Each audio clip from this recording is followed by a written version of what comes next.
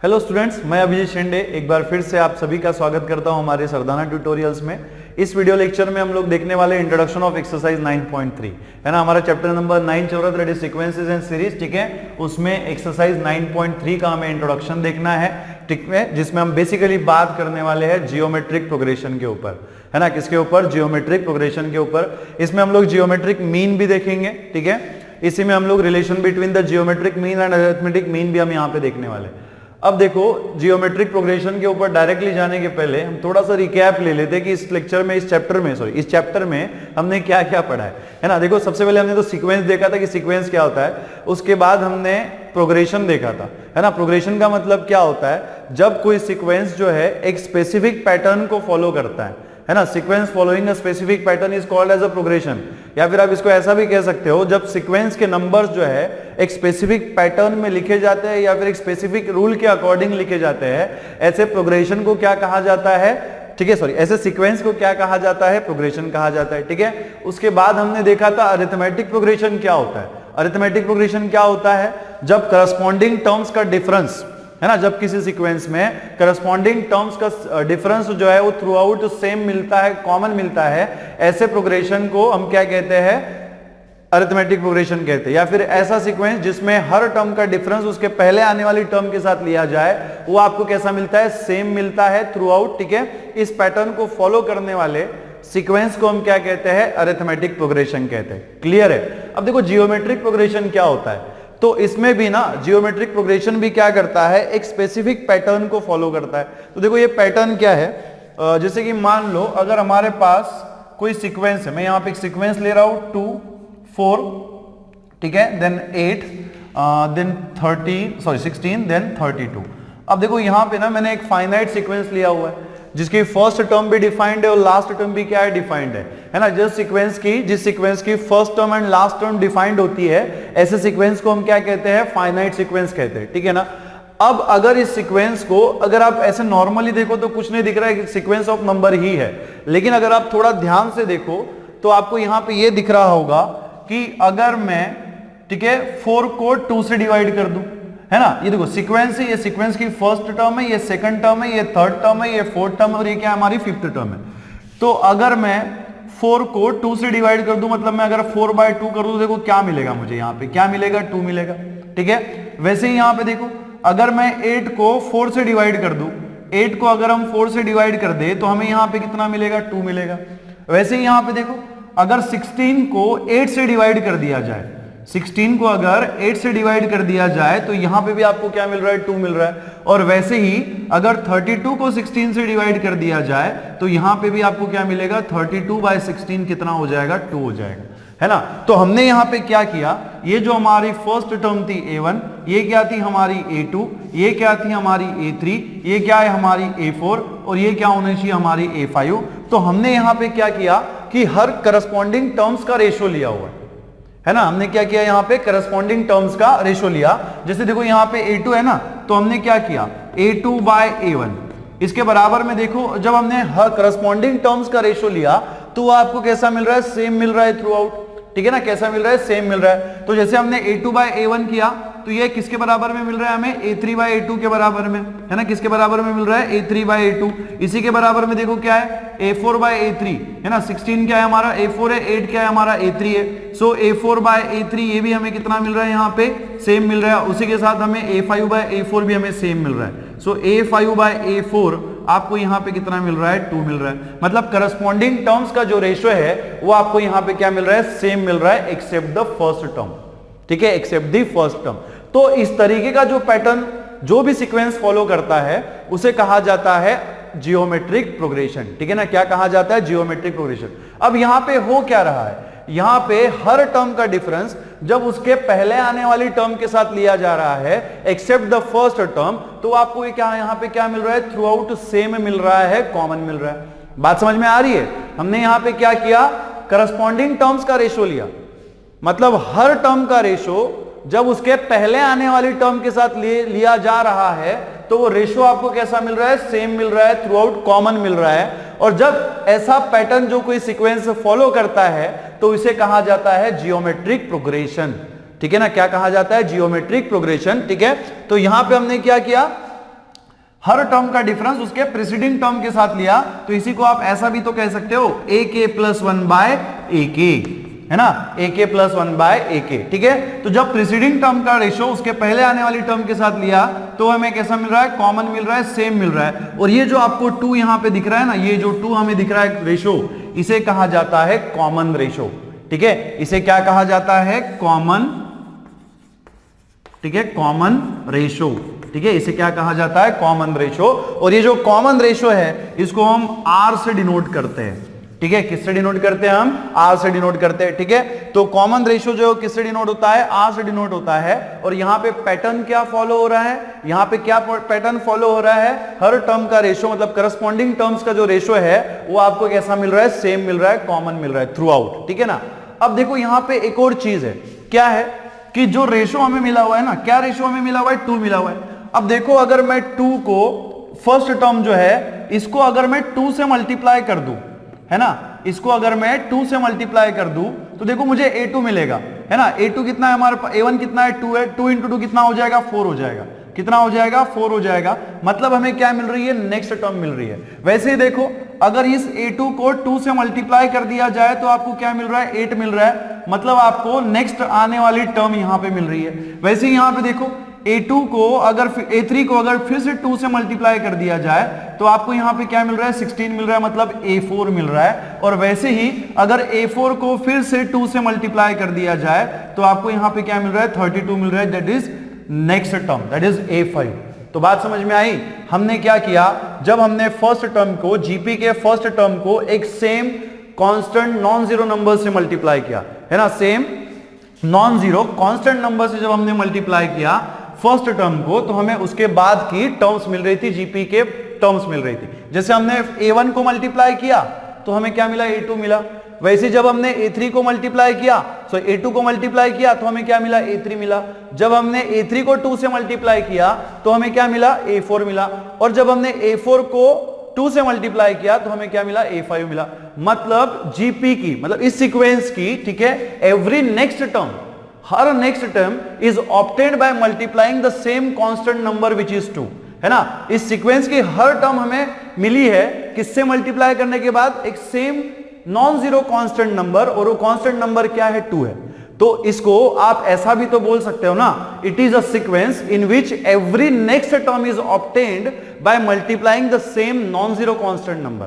ऐसा भी तो आप इसे कह सकते हो। देखो जीपी के हमने यहां पे 2 पैटर्न देख लिए। एक तो क्या था कि जब करस्पॉन्डिंग टर्म्स का रेशो लिया जा रहा था तो वो थ्रू आउट सेम मिलता है। और दूसरा पैटर्न हमने यहां पे क्या देखा कि every next term in the sequence is obtained by multiplying the, ठीक है, multiplying the same non zero constant number. एक same non zero constant number से मल्टीप्लाई करने के बाद आप सीक्वेंस की हर दूसरी टर्म को जो है वो निकाल सकते हो। ये भी यहां पे एक पैटर्न फॉलो हो रहा है, ठीक है। तो इस तरीके का जो पैटर्न जो भी सीक्वेंस फॉलो करता है उसे हम क्या कहते हैं, जियोमेट्रिक प्रोग्रेशन कहते हैं, ठीक है ना। क्या कहते हैं, जियोमेट्रिक प्रोग्रेशन। अब यहां पे देखो, जैसे कि हमें पता है कि सीक्वेंस जो है वो फाइनाइट भी होता है और इनफाइनाइट भी होता है। क्लियर है, सीक्वेंस जो है वो क्या होता है, फाइनाइट भी होता है और साथ में इनफाइनाइट भी होता है। तो अकॉर्डिंगली जीपी भी जो है ये भी क्या होगा, फाइनाइट या फिर इनफाइनाइट होगा, है ना। Accordingly depending upon the number of terms, है ना। हम क्या कैसे कह सकते हैं यहां पे, डिपेंडिंग अपॉन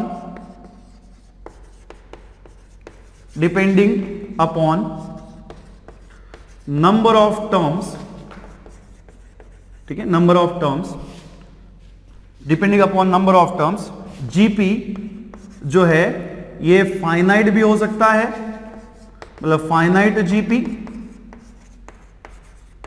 और ये इनफाइनाइट भी हो सकता है। अगर सीक्वेंस में जीपी में इनफाइनाइट टर्म्स है, इनफाइनाइट टर्म्स मतलब क्या, जिसका फर्स्ट टर्म तो डिफाइंड है लेकिन लास्ट टर्म क्या होगा ये हमें नहीं पता, है ना। लास्ट टर्म उसका क्या होगा हमें नहीं पता। इनफाइनाइट है ना, इनफाइनाइट का मतलब क्या, अनंत।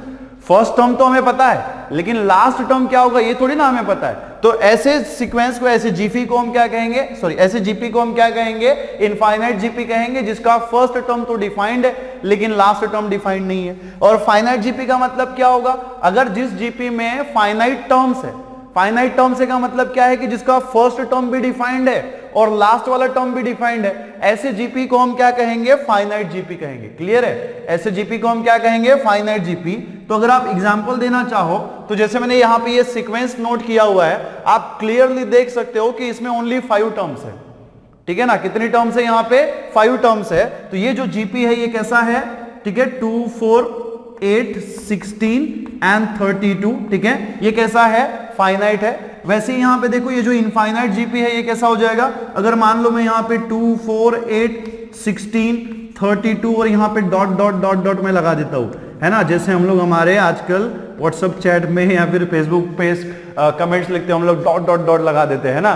तो ज्यादा डॉट लगाने की जरूरत नहीं है, 3 से 4 डॉट लगा दिए तो भी सफिशिएंट है। ठीक है, तो यहां पे अगर हम डॉट डॉट लगा दे तो इसका मतलब क्या होता है कि इसका बेटा फर्स्ट टर्म तो डिफाइंड है, लेकिन इनफाइनाइट वाला जो टर्म है वो हमें पता नहीं है, वो क्या होगा ये हमें पता नहीं है। तो इस टाइप की जो जीपी होगी जिसमें फर्स्ट टर्म डिफाइंड होगा लेकिन लास्ट टर्म डिफाइंड नहीं होगा, उसे हम क्या कहेंगे? इनफाइनाइट जीपी कहेंगे। क्लियर है? तो depending upon the number of terms GP जो है वो फाइनाइट भी हो सकता है बेटा और इनफाइनाइट भी हो सकता है। अब देखो यहां पे ना जीपी को रीड करने के 2 तरीके हैं।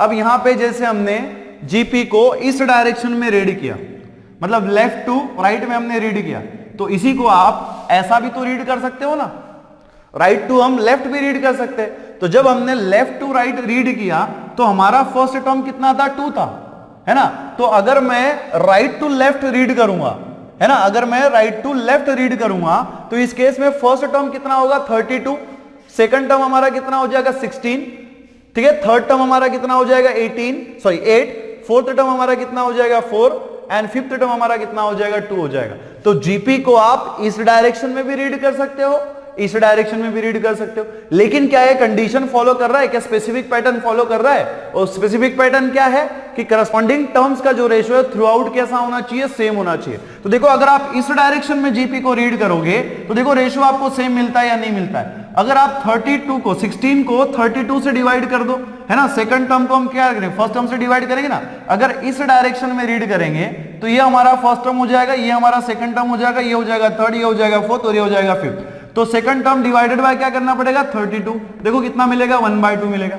वैसे ही अगर आप थर्ड टर्म को, ठीक है, सेकंड टर्म से डिवाइड करोगे, 8/16 करोगे, तो 8/16 करोगे तो भी आपको कितना मिलेगा? 1/2 मिलेगा। वैसे ही अगर आप 4 को 8 से डिवाइड करोगे तो कितना मिलेगा? 1/2 मिलेगा। और वैसे ही अगर आप 2 को 4 से डिवाइड करोगे तो भी आपको क्या मिलेगा? 1/2 मिलेगा। मतलब आप जीपी को इस डायरेक्शन में भी रीड कर सकते हो या फिर इस डायरेक्शन में भी रीड कर सकते हो, कोई प्रॉब्लम नहीं है। ठीक है, कोई दिक्कत नहीं है।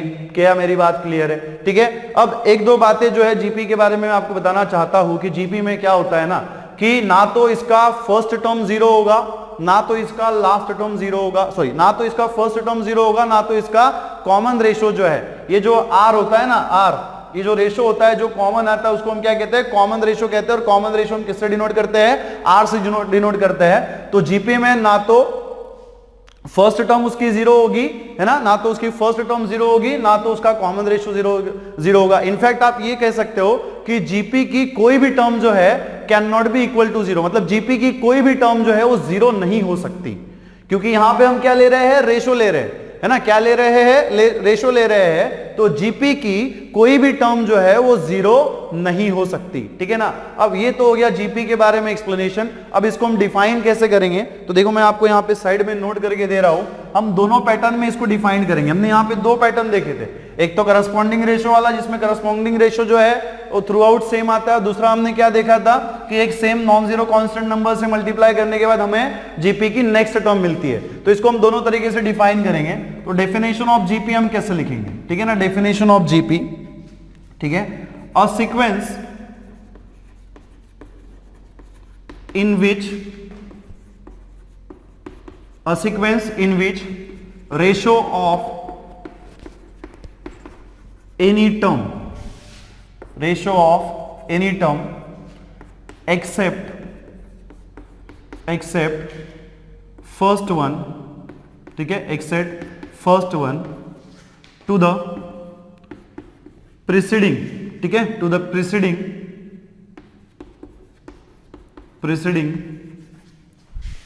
term is, ठीक है, is same or common is same और कॉमन थ्रू आउट, ठीक है, थ्रू आउट इज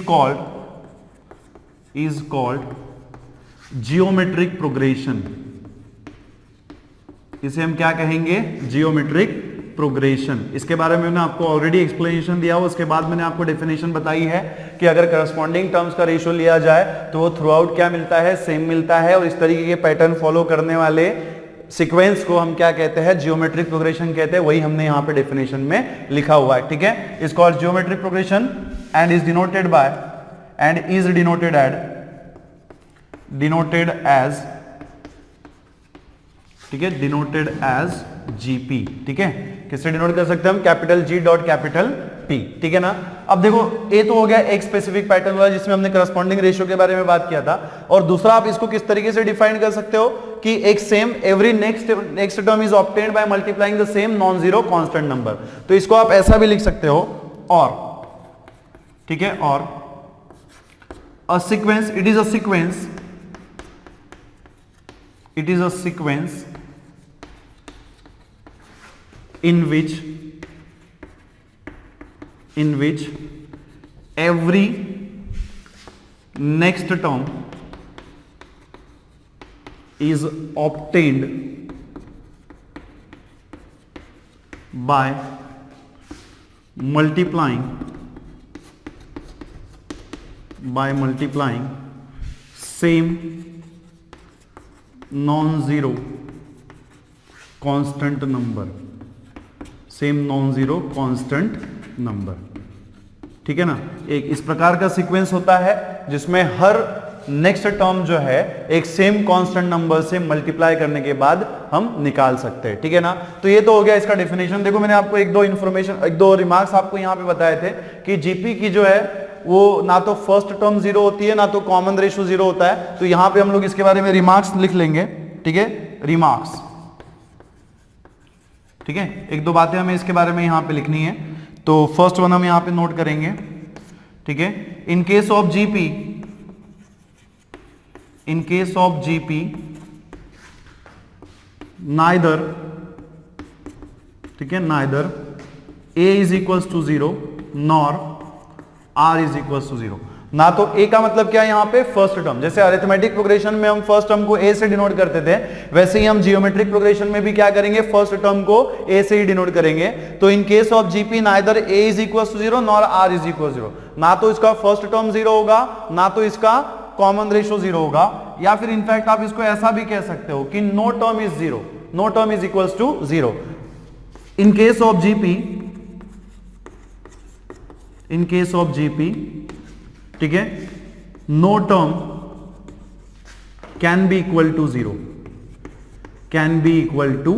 जीरो, मतलब कोई टर्म जो है उस जीपी का जीरो कैन नॉट बी, ऐसा लिखेगा, can not be equal to zero. क्या नहीं हो सकता? जीपी का कोई भी टर्म जो है वो जीरो के साथ इक्वल नहीं हो सकता, ठीक है। वैसे ही आप देखो यहां पे एक बात और मैं आपको बता दूं, ठीक है, कि जब आप मल्टीप्लाई करते हो ना, जब आप किसी सेम कांस्टेंट नंबर से, जो कि क्या होता है? कॉमन रेशियो होता है। यहां पे जिस टर्म से, जिस नंबर से आप मल्टीप्लाई करते हो जीपी को, तो आपको नेक्स्ट टर्म मिलती है। वो नंबर एक्चुअली क्या है? हमारा कॉमन रेशियो ही है।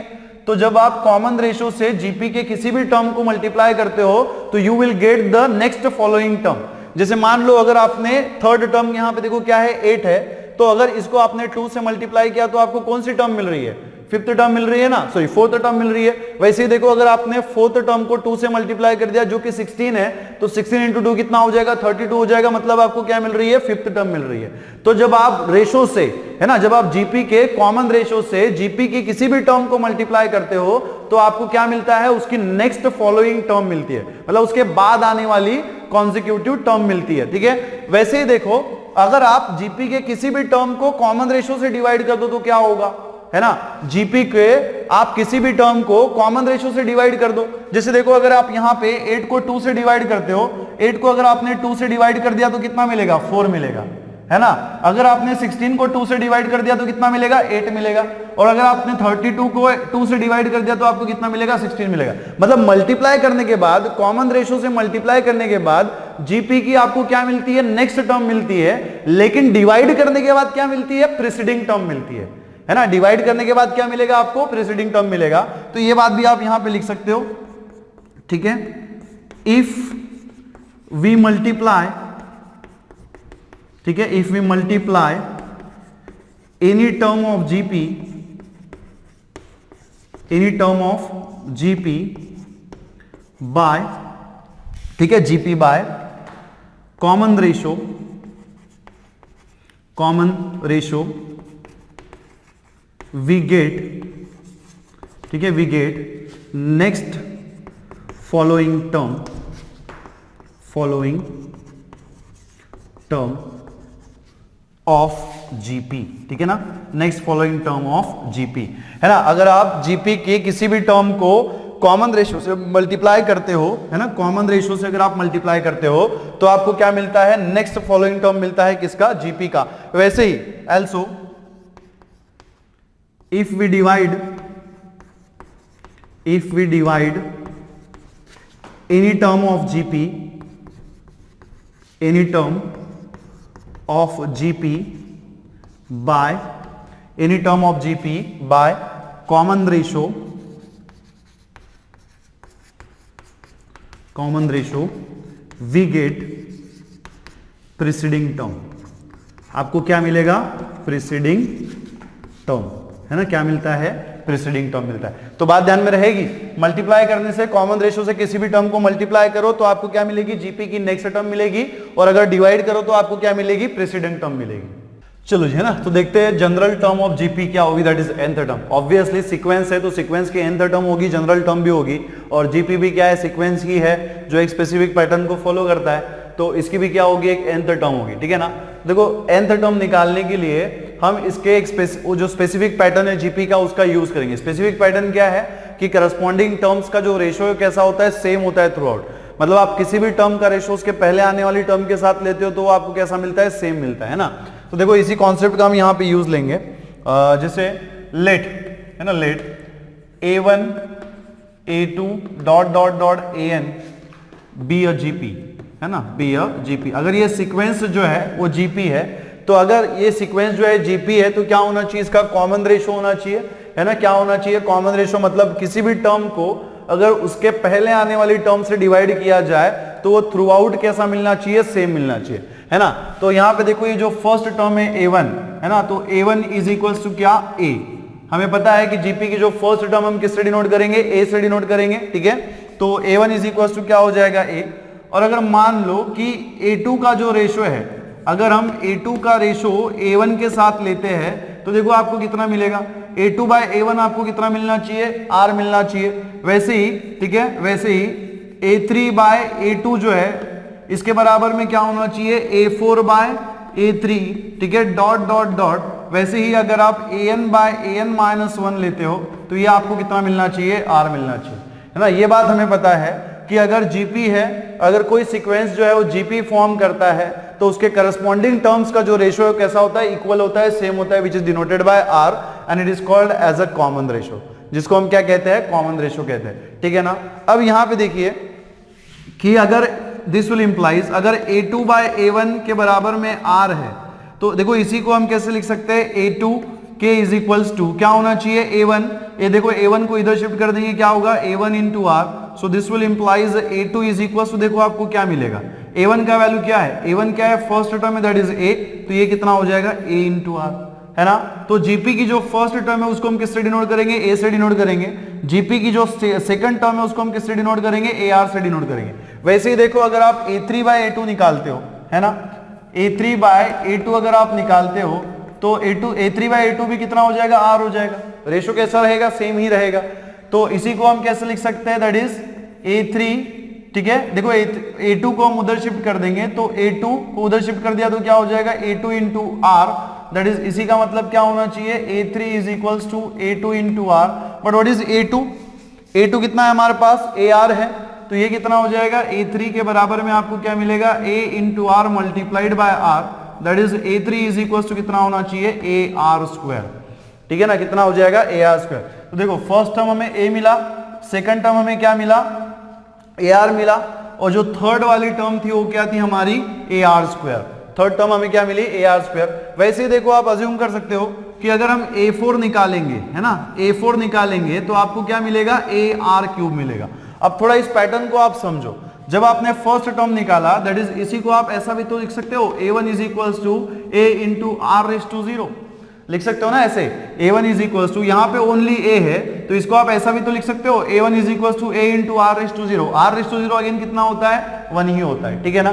तो अगर इन चारों टर्म्स को आप थोड़ा ध्यान से देखो तो आपको यहाँ पे दिख रहा होगा कि जब फर्स्ट टर्म थी तो R का पावर कितना हो गया 0। देखो चारों टर्म्स में A जो है वो कॉमन है, मतलब फर्स्ट टर्म जो है वो चारों टर्म्स में आपको दिख रहा है, सिर्फ चेंज कहां पे हो रहा है R के पावर में चेंज हो रहा है। देखो यहाँ पे A1 था तो यहाँ पे R का पावर 0 हो गया, यहाँ पे A2 है तो यहाँ पे R का पावर कितना हो गया 1 हो गया, यहाँ पे देखो A3 था तो यहाँ पे R का पावर कितना हो गया 2, और यहाँ पे A4 है तो यहाँ पे R का पावर कितना हो गया क्यूब हो गया। तो इसी तरीके से अगर हम nth टर्म निकाले, ठीक है ना, इसी तरीके से अगर हम nth टर्म निकाले दैट इज अगर an के बारे में हम बात करें तो यहां पे देखो क्या होगा a मल्टीप्लाइड बाय r। देखो ये जो टर्म हम निकालते हैं उसके r के पावर में क्या होता है उससे लेस नंबर होता है, एक से लेस नंबर होता है। मतलब A4 निकाला तो r के पावर में कितना आया क्यूब, A3 निकाला तो r के पावर में कितना आया स्क्वायर। तो अगर an निकाल रहे हैं तो r के पावर में क्या आएगा n से 1 नंबर लेस नंबर आएगा, है ना, n से छोटा नंबर आएगा तो क्या होना चाहिए n-1, है ना, n से छोटा नंबर आएगा बाय 1 वो कैसा होना चाहिए n-1, ठीक है। तो आपको जो nth टर्म मिलेगी, जो जनरल टर्म मिलेगी वो क्या होगी an is equal to a multiplied by r⁻n-1। This is called as nth term, ठीक है, nth term of GP.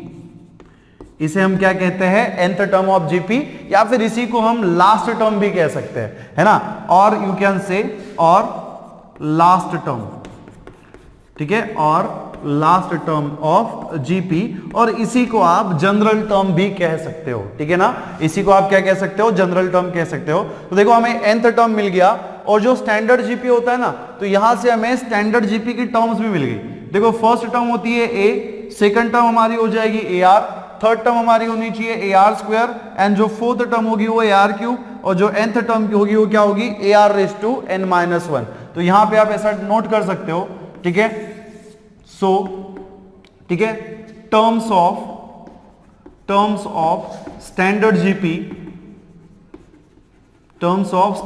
GP are, ठीक है, आर क्या होनी चाहिए, first term is A, second term क्या होगी AR, थर्ड टर्म क्या होगी AR², फोर्थ टर्म क्या होगी AR³ and dot dot dot nth term हमारी क्या होगी a multiplied by r⁻n-1 and so on, ठीक है। So this terms are called as a standard terms of GP, और nth टर्म हमें कितना मिला हुआ है an is equal to what a multiplied by r⁻n-1, ठीक है।